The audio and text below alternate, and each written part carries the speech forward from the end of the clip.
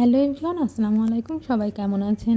ঈদে আসছে অনেক নতুন নতুন নাটক, আর সেই নতুন নাটকের মধ্যে একটি নাটকের আপডেট নিয়ে আমি আজ চলে এলাম। নাটকটির নাম ফিরে দেখা। নাটকটি পরিচালনা করেছেন মহিদুল মহিম এবং নাটকটিতে অভিনয় করেছেন জনপ্রিয় অভিনেতা ফারহান আহমেদ জোহান এবং জনপ্রিয় অভিনেত্রী তানজিম সাহেরা তটিনী।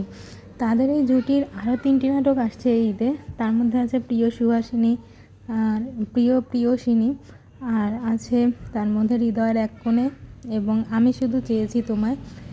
এই 3টের পাশাপাশিও ফিরে দেখা নাটকটি আসছে। আশা করি 4টা নাটকই অনেক ভালো হবে।